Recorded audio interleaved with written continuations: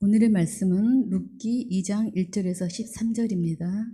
나오미의 남편 엘리멜렉의 친족으로 유력한 자가 있으니 그의 이름은 보아스더라. 모압 여인 룻이 나오미에게 이르되 원하건대 내가 밭으로 가서 내가 누구에게 은혜를 입으면 그를 따라서 이삭을 주겠나이다 하니 나오미가 그에게 이르되 내 딸아 갈지어다 하매 룻이 가서 베는 자를 따라 밭에서 이삭을 줍는데 우연히 엘리멜렉의 친족 보아스에게 속한 밭에 이르렀더라. 마침 보아스가 베들레헴에서부터 와서 베는 자들에게 이르되 여호와께서 너희와 함께 하시기를 원하노라 하니 그들이 대답하되 여호와께서 당신에게 복 주시기를 원하나이다 하니라. 보아스가 베는 자들을 거느린 사환에게 이르되 이는 누구의 소녀냐 하니 베는 자를 거느린 사환이 대답하여 이르되 이는 나오미와 함께 모압 지방에서 돌아온 모압 소녀인데 그의 말이 나로 베는 자를 따라 단 사이에서 이삭을 죽게 하소서 하였고 아침부터 와서는 잠시 집에서 쉰 외에 지금까지 계속하는 중이니이다. 보아스가 룻에게 이르되 내 딸아 들으라 이삭을 주우러 다른 밭으로 가지 말며 여기서 떠나지 말고 나의 소년들과 함께 있으라. 그들이 베는 밭을 보고 그들을 따르라. 내가 그 소년들에게 명령하여 너를 건드리지 말라 하였느니라. 목이 마르거든 그릇에 가서 소년들이 기러온 것을 마실지니라 하는지라. 룻이 엎드려 얼굴을 땅에 대고 절하며 그에게 이르되 나는 이방 여인이거늘 당신이 어찌하여 내게 은혜를 베푸시며 나를 돌보시나이까 하니 보아스가 그에게 대답하여 이르되 내 남편이 죽은 후로 내가 시어머니에게 행한 모든 것과 내 부모와 고국을 떠나 전에 알지 못하던 백성에게로 온 일이 내게 분명히 알려졌느니라. 여호와께서 내가 행한 일에 보답하시기를 원하며 이스라엘의 하나님 여호와께서 그의 날개 아래 보호를 받으러 온 내게 온전한 상 주기를 원하노라 하는지라. 룻이 이르되 내 주여 내가 당신께 은혜 입기를 원하나이다. 나는 당신의 하녀 중에 하나와도 같지 못하오나 당신이 이 하녀를 이루하시고 마음을 기쁘게 하는 말씀을 하셨나이다 하니라. 아멘. 함께 인사하겠습니다. 아시레 아시레. 제가 오늘 새벽에 말씀을 위해서 룻기를 미리 좀 다 읽어보시면 좋겠다라고 말씀을 드렸는데 룻기를 좀 읽어보셨습니까? 우리가 룻기를 잘 읽고 나면 오늘 내일 말씀이 훨씬 더 은혜가 될 것입니다. 오늘 룻을 받으신 하나님이라고 하는 주제로 말씀을 나누게 될 텐데 룻기를 어떻게 보아야 할까? 여러분 룻 그러면 우리 머릿속에 너무 깊게 각인되어 있는 내용들이 있는데 이것을 먼저 좀 빼내는, 내려놓는 작업들을 먼저 해야 될 것입니다. 왜냐하면 룻기를 통해 하나님이 우리에게 주시려고 하는 하나님의 계시는 무엇일까? 우리가 룻기 하면 떠오르는 것이 효심이에요. 시어머니와 며느리 관계. 룻은 귀감이 되는 며느리로 또 룻의 동서인 오르바는 시어머니를 등진 여인으로 낙인을 찍게 되잖아요. 그것이 룻기가 우리에게 전하려고 하는 내용일까요? 성경에 대한 편협한 이해가 하나님께서 우리에게 계시하시려고 하는 것을 제한하는 역할을 하고 있다는 것을 생각하면서 하나님의 말씀인 성경을 어떻게 대하며 이해할까를 생각하게 되는 그런 시간이 될 수 있기를 바랍니다. 우리 목회자들도 성경을 한 권씩 또 봐요. 성경이 한 권인데 그 안에 66권이잖아요. 그래서 창세기를 어떻게 읽을까? 출애굽기를 어떻게 읽을까? 레위기를 어떻게 읽을까? 이 부분들을 관심을 가지고 우리가 성경을 보는 거예요. 성경이 그저 그냥 막 정신없이 왔다 갔다 하면서 주제를 다루고 있는 건 아니거든요. 한 주제를 일목요연하게 그것을 지금 나타내 보여주고 있는 거예요. 그런데 성경이 말하려고 하는 것을 우리가 찾기보다는 그저 내 눈에 읽혀지는 대로 내 마음에 와닿는 대로 라고 하면 나중에 내가 그 부분을 그림으로 표현한다고 하면 하나님께서 우리에게 보여주려고 하는 그림과 내가 보고 표현하는 그림이 일치할 수 있을까? 상당히 다를 수도 있다라고 하는 생각을 우리는 가져봅니다. 성경을 윤리나 도덕적인 교훈 정도로 대하게 될 때에 하나님께서 우리에게 나타내시려는 하나님의 나라와 그의 구원 계획을 제대로 알 수가 없다는 거예요. 성경이 하나님 말씀이다 라고 할 때 그 의미가 무엇일까요?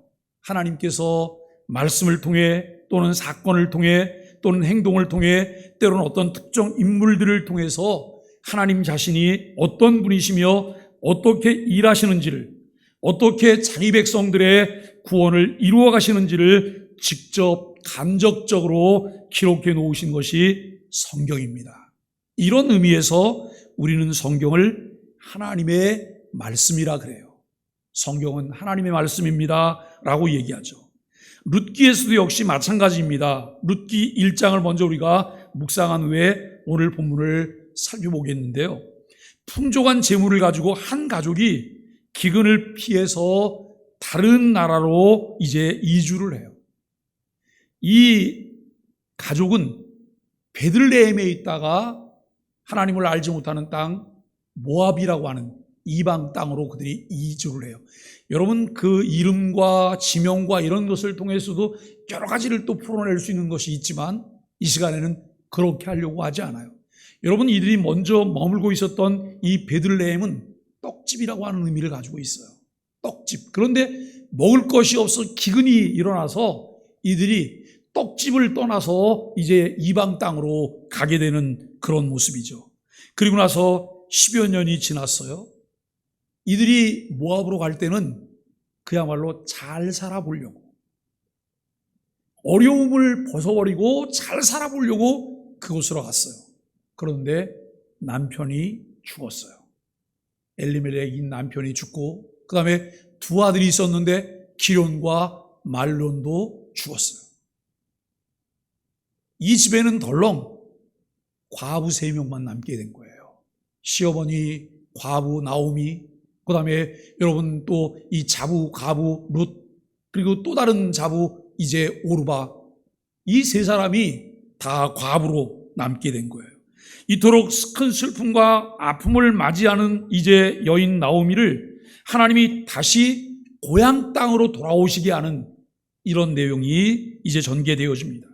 이루 말할 수 없는 그 아픔 때문에 주름이 생겼습니다. 그리고 지울 수 없는 슬픔으로 가슴이 멍들어버린 이 여인 나오미를 하나님이 그냥 내버려 두시지 않으신다는 거예요. 하나님은 그녀를 권고하사 그래요. 그녀를 권고하사, 여러분 이 1장에서 말하는 권고하사, 하나님이 나오미를 신방하셨어요. 하나님께서 나오미를 찾아오셨어요. 그리고 그에게 하나님이 말씀하세요. 하나님께서 자기 백성에게 기업으로 주신 땅으로 되돌아오도록 섭리하셨다고 하는 것이죠. 이렇듯 룻기 1장이 보여주는 하나님은 자기 백성 한 사람 한 사람의 삶을 인도하시는 전능하신 하나님이십니다. 여러분 그 사실을 믿으십니까? 하나님은 자기 백성의 전체의 삶을 주관하실 뿐만 아니라 나라와 민족을 통치하시는 분이시지만 동시에 그분은 자기 백성 한 사람 한 가족의 삶을 친히 인도하시는 자상하신, 어제 요나가 고백했던 대로 사랑이 많으시고 따뜻하신 하나님, 그런 하나님이심을 우리는 분명히 믿어야 할 것입니다. 오늘 본문 룻기 2장 1절로 13절 말씀은 하나님의 어떤 모습을 우리에게 보여주고 있을까요? 먼저 우리가 본문의 내용들을 좀 살펴보면 나오미가 하나님의 인도하심으로 고향 땅 베들레헴에 돌아올 때 데려온 또 한 여인이 있었습니다. 나오미의 자부로서 그녀의 이름은 룻이지요. 빈손으로 고향에 돌아온 나오미와 그녀의 자부 룻의 생활이란 참으로 끼니도 있기 어려운 심한 가난 가운데 있었습니다. 며느리 루시 시어미 나오미에게 자신이 나가 이삭을 주어 끼니를 마련하겠다고 허락해 주실 것을 간구합니다. 여러분, 유대 나라 법에 의하면 추수 때 추수꾼은 밭의 구석구석까지 추수를 해서는 안 돼요. 우리도 어제 소풍을 다녀오면서 여러분 들판에 하얀 것들을 싸서 이렇게 쌓아놓은 게 있었어요. 그게 뭐냐면 논에서 벼농사 끝나고 볏짚들을 그렇게 하얗게 포장을 해서 이제 여러분 운반하려고 쌓아놓은 거거든요. 그런데 기계로 이제 이 추수를 하다 보니까 이삭 하나 한 톨 떨어져 있지 않아요. 이것은 하나님의 방법이 아니에요. 왜 하나님의 방법이 아닐까요? 오늘 유대 나라 법에 의하면 추수 때 추수꾼은 밭의 구석구석까지 추수해서는 안 되고, 추수하며 나아가다 이 빠뜨린 곡식단이나 떨어뜨린 이삭들을 주어서는 안 되게 되어 있다는 거예요. 이러한 법이 정해진 것은 이 이삭들은 가난한 자들이 주어서 연명하도록 하기 위한 배려예요. 또 짐승들이 그곳에서 자기들의 먹을 것을 얻도록 하기 위한 배려라고 하는 거예요. 여러분, 보아스는 2장 1절에 소개된 바대로 나오미의 남편 엘리멜렉의 친척이에요. 베들레헴의 부호이며 그는 유지였습니다. 베들레헴에서 자기 밭들의 추수 상황을 살펴보러 나와서 추수꾼들과 인사하던 보아스는 마침 그곳에서 이삭을 줍고 있는 낯모르는 여인을 발견하게 됩니다. 추수꾼들을 감독하고 있는 자기 일꾼들에게 저 낯모르는 여인이 네 집 여인이냐고 묻지요. 보아스의 일꾼은 저 여인은 나오미의 자부로서 모함 여자인데 이삭을 줍도록 허락을 받아 매우 열심히 이삭을 줍고 있다고 대답을 합니다. 보아스는 이미 소문을 통해서 룻을 잘 알고 있었습니다. 룻이 남편을 잃은 후에 그 시어머니에게 행한 일, 더구나 자신의 부모와 정든 고국을 떠나서 낯설은 유대 나라에 와서 살게 된 일들을 소상히 보아스가 알고 있었습니다. 보아스는 룻을 부릅니다.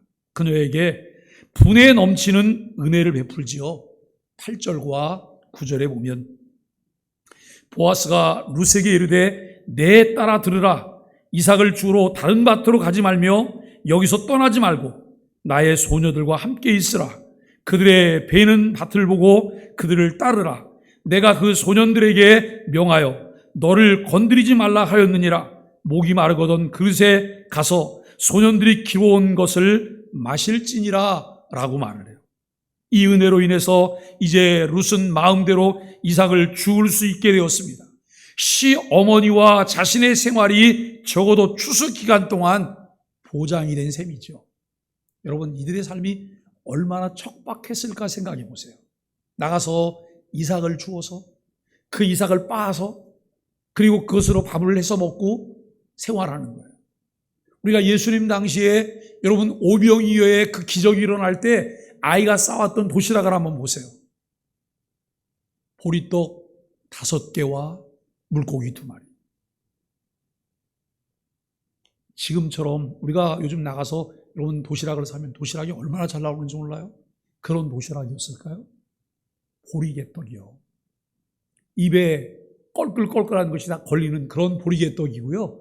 이 물고기 2마리가 꽁치 2마리가 아니에요. 조기 2마리도 아니에요. 멸우치 2마리인 거예요. 그런 정도로 삶이 척박했어요. 우리가 여러분 적어도 먹고 사는 문제가 해결되고 더 나은 것, 풍요로운 것을 여러분 찾고 있고 그것을 유지하고 있으니까 모든 사람들이 그렇게 살 거라고 생각해서는 안 돼요. 지구촌 곳곳에 기본적인 끼니 문제가 해결되지 않아서 고통을 당하는 이들이 무수히 많다고 하는 것 우리가 잊어서는 안 될 것입니다. 여러분, 참 이 룻이 추수 기간 동안 얻을 것을 이제 보장받은 셈이지만 또 여러분 피곤과 갈증을 이제 시원한 음료로 해결할 수도 있게 되었습니다.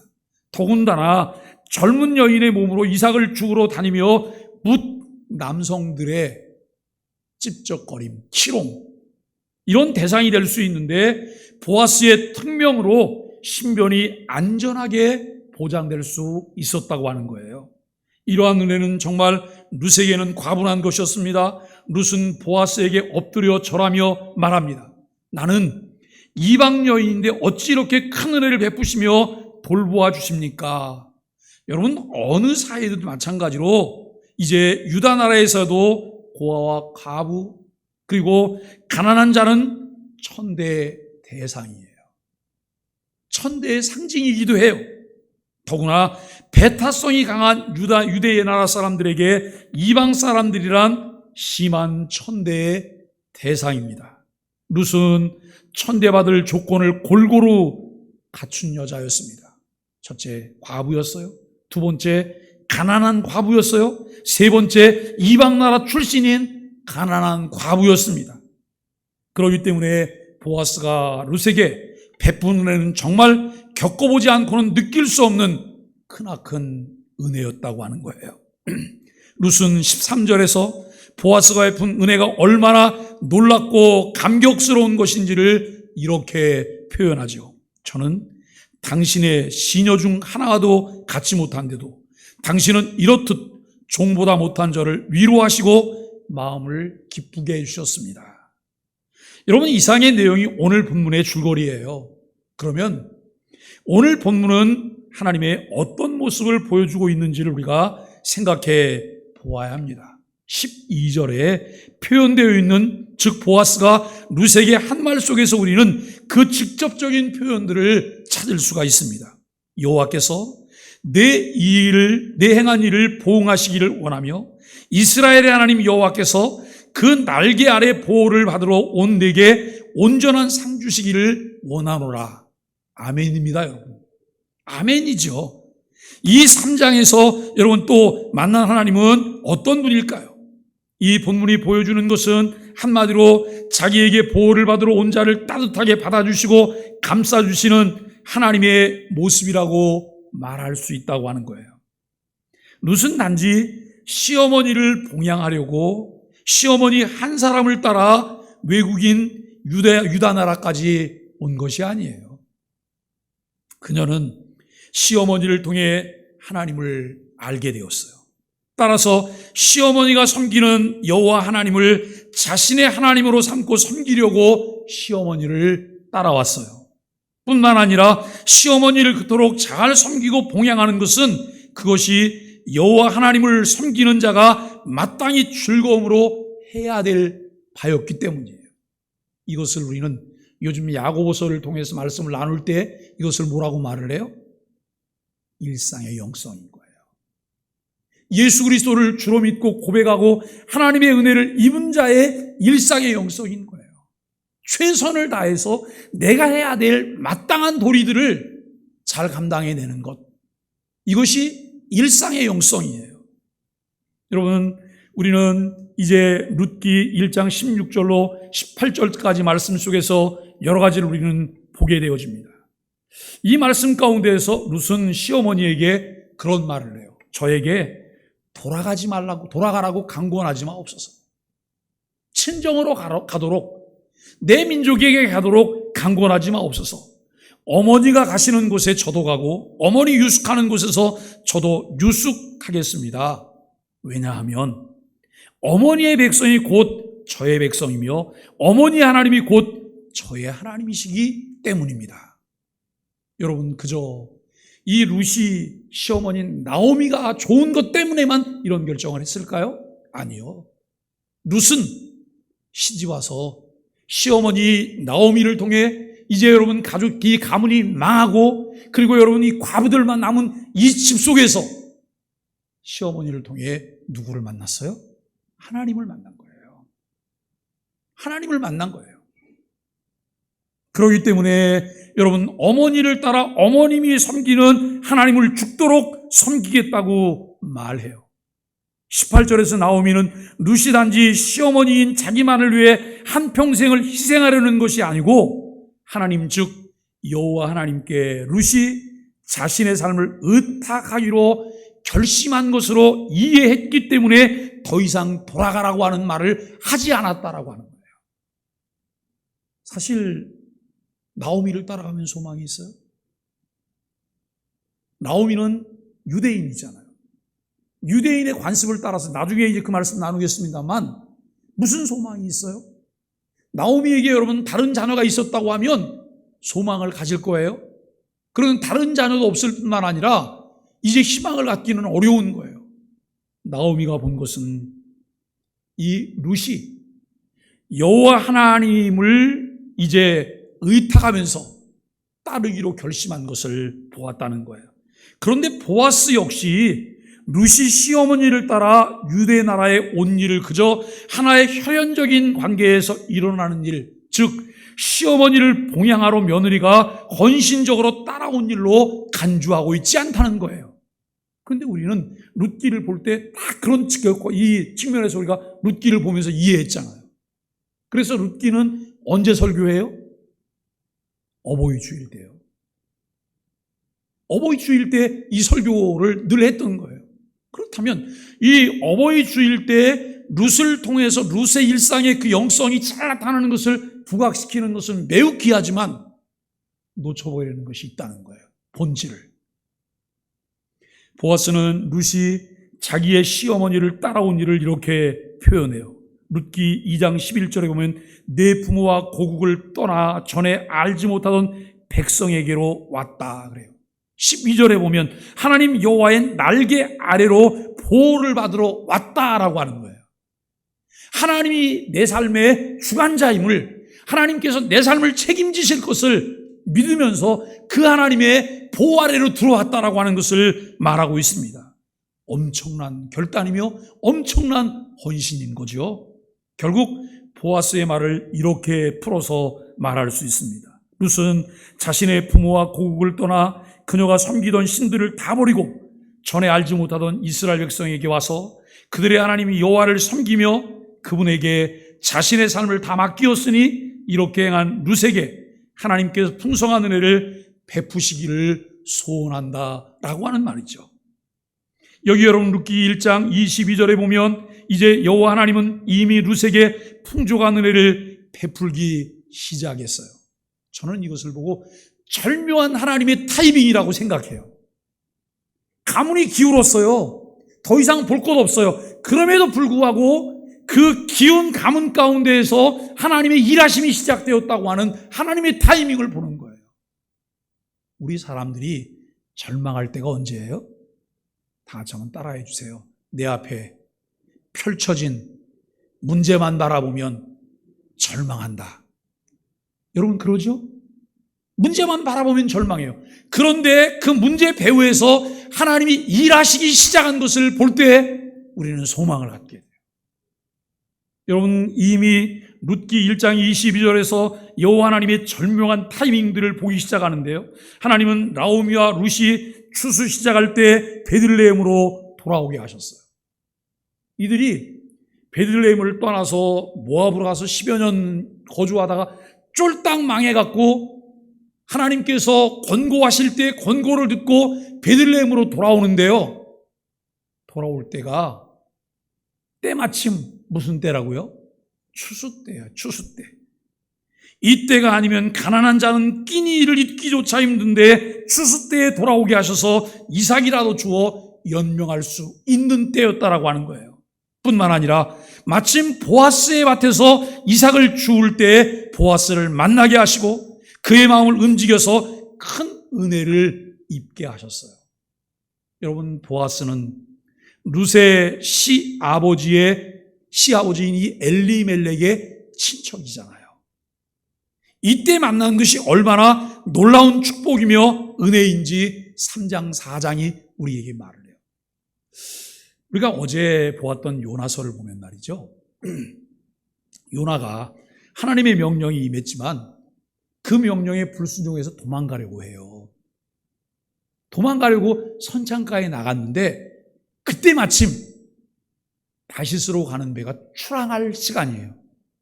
이때 여러분 다시스로 출항하는 배를 만난 것이 요나에게는 복이었어요? 요나에게는 화예요. 내가 어떤 사람을 만났어요? 어떤 기회를 만났어요? 그 기회가 내게 화인지 복인지를 분별할 수 있는 지혜가 우리에게 있게 되기를 바랍니다. 내게 여러분 돈이 막 굴러 들어와요. 돈이 굴러 들어오는데 그것이 환지 복인지 우리는 그것을 분별할 수 있어야 돼요. 아무 돈이나 덜컹덜컹 먹으면 결국 그게 화근이 되잖아요. 오늘 우리는 우리의 삶을 통해서 이 룻은 보아스가 베푸는 은혜를 통해서 그 배후에서 역사하시고 섭리하시는 하나님의 사랑, 그 하나님의 따뜻하심을 가득하게 체험하게 되었습니다.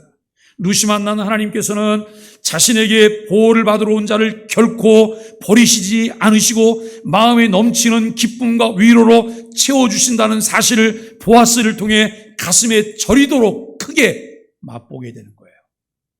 우리가 여러분 누가복음 15장을 읽다 보면 배은망덕한 자식을 만나요. 그 자식이 누구예요? 탕자요. 아버지가 버젓이 살아있음에도 불구하고 아버지 사후에 내가 받게 될 유산을 요구해요. 내 분깃을 달라고. 내가 그것을 가지고 외국 가서 내가 한번 멋지게 한번 살아보겠다고.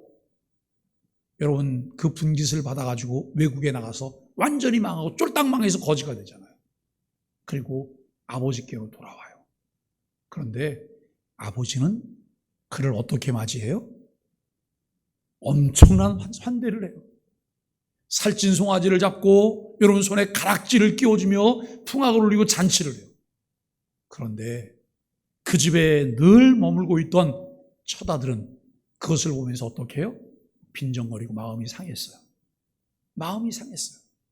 사랑하는 여러분, 오늘 우리는 하나님을 알지 못하던 사람들이 주님께로 돌아올 때, 주님을 떠났던 이들이 주님께로 돌아올 때 우리는 그들을 어떻게 맞이해야 될까요? 내 속에 있는 내 느낌, 내 감정으로 그를 맞이해야 할까요? 아니면 이 룻을 따뜻하게 돌보시고 맞이해 주시는 주님의 마음으로 우리가 그들을 맞이해야 될까요? 우리 소망의 교회가 주님의 마음으로 충만한 교회가 되기를 예수 그리스도 이름으로 간절히 축복합니다. 오늘 우리는 이 룻을 통해서 함께 나눌 수 있는 부분입니다. 여러분, 룻이 시어머니를 따라 낯설은 유다 나라에 온 것은 호강하거나 복을 누리러 온 것이 아닙니다. 그녀는 시어머니가 섬기는 그 전능하신 하나님의 날개 아래 보호를 받으며 자신의 삶을 전부 의탁하고 그분을 섬기러 왔습니다. 하나님은 이렇게 나온 자를 거절하지 않습니다. 자격을 논하지도 않습니다. 룻은 가난했으며 과부였고 너구나 이방인 여자였습니다. 그럼에도 불구하고 하나님은 보아스의 행동과 말을 통해 룻을 따뜻하고 기쁘게 받아주셨고 감싸주셨으며 그녀의 마음에 위로와 기쁨이 가득 차게 하셨다는 거예요. 여러분, 오늘날도 하나님께서는 그렇게 일하십니다. 하나님께 나오는 자를, 하나님에게 자신의 삶을 모두 의탁하려고 나오는 자를 따뜻하게 맞이하십니다. 누구도 좋습니다. 미천한 자도, 피난자들도, 힘없고 연로한 분도, 철없는 어린이도, 지탕의 대상이 되는 사람들도, 죄수도 간수도, 그 누구라도 하나님은 다 기쁘게 맞아주시며 감싸 주신다는 것이죠. 그러나 하나님께서는 지금도 그렇게 일하시되 대부분의 경우 하나님이 어떻게 일하실까요? 하나님 자신의 백성들을 통해서 하나님이 안내하러 나오셔서 안내하시면서 사람을 맞이하세요? 아니요. 하나님이 우리를 하나님 대신 세우셔서 안내하게 하시는 거예요. 하나님 대신 우리를 세우셔서 여러분 누구를 돌보게 하시는 거예요. 우리가 늘 마음 가운데 이렇게 하나님 대신. 그래서 예수님이 이렇게 말하잖아요. 어린 소자에게 냉수 한 그릇을 대접했는데 그 상도 결코 잃지 않으리라라고 말을 해요. 왜냐하면 어린 소자에게 한 것이 곧 누구에게 한 것이라고요? 내게 한 것이라고 말씀하세요. 이 말씀을 우리가 기억하면서 여러분 우리가 그 말씀을 마음에 두어야 될 것입니다. 우리를 통해 그렇게 일하시기를 원하십니다. 마치 보아스를 통해 룻을 받아주시고 기뻐하시고 위로하셨듯이 그렇게 하십니다. 나 때문에 따뜻하시고 자상하신 하나님이 냉정하고 가혹한 하나님으로 왜곡되어 비춰지지는 않았을까요? 지금 여러분, 우리 한국교회는요, 가난한 교인이 너무 많잖아요. 교회를 나가다 교회를 안 다니는 사람이 많아요. 그들마다 다 이유가 있어요. 이러쿵저러쿵 다 이유를 말해요. 그런데 여러분, 그 이유들을 들어보면 그 사람들은 다 의인들이세요. 여러 가지를 말해요. 근데 그들이 정말 하나님에게 실망해서 교회를 떠났을까요? 자신의 연약함, 주변의 사람들, 교회 행태, 여러분 목회자에게 이들이 실망해서 교회를 떠났을 거예요. 왜요? 예수 믿는 내가, 또 교회가 하나님이 그대로 투영돼서 그 하나님이 반사되지 않기 때문에 자꾸 내가 굴절시키는 거예요. 왜곡시키는 거예요. 그러다 보니까 나를 통해 사람들이 하나님을 보아야 되는데 하나님을 보는 것이 아니라 여러분 마음이 불편함만 자꾸 보게 되는 거예요. 그러니까 그 자리에 가 있으려고 하지 않아요. 누구나 자기에게 나오면 이제 기쁘게 받아주시는 하나님을, 부자나 지위 있는 사람, 똑똑한 사람만 받아주시는 하나님으로 내가 나타내는 것은 아닐까요? 하나님께 삶을 위탁한 믿는 형제자매들의 어려움을 외면함으로 나를 통해 하나님의 따뜻하심과 위로하심을 증거하시려는 하나님의 계획을 내가 묵살하고 있는 것은 아닐까요? 나를 통해 하나님은 자신에게 보호를 받으러 온 모든 자를 따뜻하게 받아주시고 감싸주시는 하나님으로 증거되기를 원합니다.